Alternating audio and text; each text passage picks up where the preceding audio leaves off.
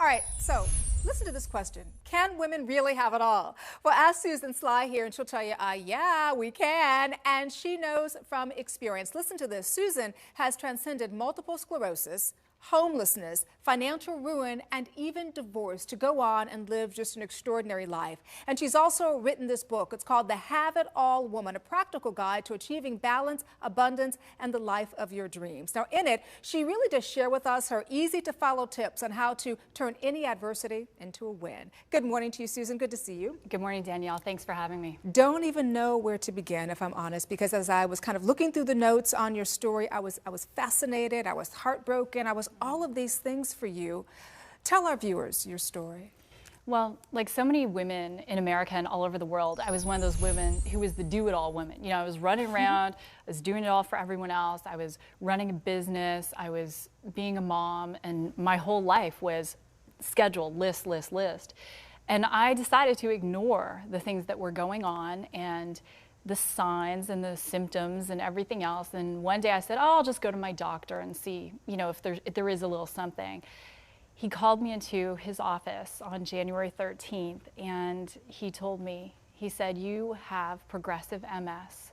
In 10 years, you will be in a wheelchair, and in 20 years, you'll be dead. I was devastated. I was on that trajectory in my life. I had just become a professional triathlete, and I was on television and radio. And so I spent a few days, and during those days I was at home, I was on the computer, and I found the chat log of my husband's affair. Oh my gosh. And within weeks it just spiraled. It was one thing after another. We lost our business. I became homeless. I lost everything. I was $100,000 in debt, and I ended up living on my brother-in-law's sofa as a single mom. So, and all of this happened in a matter of weeks, right? 16 weeks in total. 16 weeks. So when you hit that rock bottom, when did something click? What changed for you? When did you realize you could go from this life where you really were overwhelmed, and overwhelmed maybe kind of even an understatement to what you were going through, to the life you have now, and you call that life overjoyed? How do you make that transition?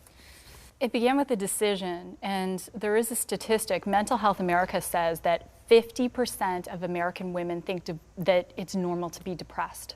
That it's normal? That it's normal to be depressed. And I said, you know, I don't want to go there. I don't want to be a victim. And at the lowest point, I got down on my knees and I prayed to God, and I said, God, if you will show me the way, I will do the work. And I knew the road would be hard, Danielle, but I was willing, and I literally surrendered. I just surrendered. And what happened was, little by little, different things began to shift. I got a job. I didn't tell them I was sick. I reconnected with my childhood crush, and so many things began to happen, but I had to surrender. And I knew that I wanted to spend the rest of my life empowering women, but integrity is #1 for me. And how dare I write a book or be a speaker if I can't transcend myself? And that was the journey. Well, you know, talk to me about how balance plays a role in all of this. How do we achieve that sense of balance, even when things seem to be going wronger than they could ever go? The first thing for women is we are the authors of our own success story, which means we've got to create our own definition of balance. You know, you're a mother and I'm a mother, and what balance looks like to us is going to be different to a woman who's, say, an empty nester, or a woman who doesn't have children. So we've got to create that definition, and balance is a moving target. And so the other aspect of that is decide what is important to you. So is a balanced life making sure you have time to exercise in the day, making sure you have time to just have quality moments with your child or your partner? That's what balance is. But let go of the comparisons to other women, because if we say, for instance, we're with Oprah, her idea of balance might be totally different than, say, yours or mine. So it's a personal thing. It certainly is. You know, one of the things I was intrigued by in the book is your Have It All pyramid. Walk us through this. Well, so many women were asking me, okay, Susan, how do you do it all? How did you transcend everything? And I had to really think about that and go, how did I do that? And I wanted a model to explain it. And so at 2 in the morning, when we get our best ideas, I woke up and I ran down to my office and I drew out this life pyramid. And a pyramid, of course, has a solid foundation. And as women, if we have a solid foundation, there is nothing we cannot do. And so the base of the pyramid is our health, getting our rest, getting enough exercise, getting healthy nutrition, supplementation. I mean, I changed my health by cleansing and doing all sorts of things that I previously hadn't done. Then, of course, spirituality, however we choose to do that, meditate, worship, whatever it is, and then self-love. When we have that base, then we can be great partners. We can be great mothers, sisters, whatever it is. Then we can take care of our financial house and do all those things. And in the book, I give the simple tips. I mean, we're not talking long, hours of living into this pyramid. I'm talking about 5 minutes a day, and you can completely create balance in your life. You also say, let go of the 3 J's.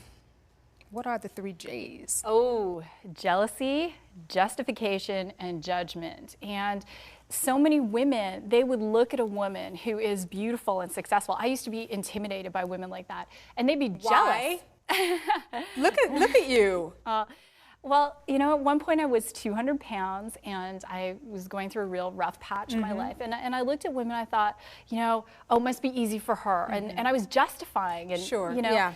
We all tend to do that. We do. We all tend to do that. But wouldn't it be so much more empowering if we see a woman who has a great body or is living a great life, and instead of being jealous or justifying or judging, saying, how'd you do that? And so in the book, I suggest to women that they interview at least 5 very successful women, ask them what books they read, what they do, how they get over their challenges. I mean, as women, we have to link arms and stop the 3 J's. And I believe if we do that, there is nothing we can't accomplish. I think that is such great advice. And with just about 30 seconds here, I really want to ask you, if you could tell our viewers out there who may be sitting on the couch and may be thinking, my goodness, my life is not too dissimilar from what yours was. What is the takeaway? What would you want to leave that viewer with this morning?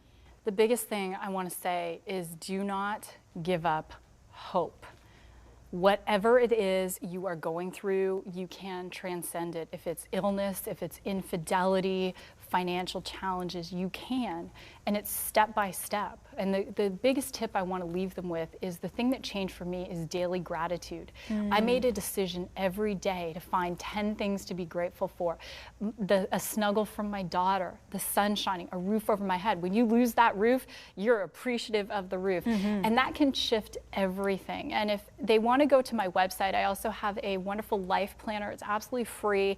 And they can begin to get organized, get their goals down, and just really live that have-it-all life. So I wish everyone a blessed life. And I don't want any woman to play small. I want them to just go for it. And how is your MS today, by the way? Oh, thank you for asking. I've run the Boston Marathon a couple of times. And as I said, I really use some different things than are conventional to really transcend it. So I live without symptoms. And like one of my idols, Montel, says, I have MS, but MS doesn't have me. There you go. Susan, what an inspiration and what a joy to meet you. Thank you so much for coming by and sharing your story with us this morning. Well, thank you for having me.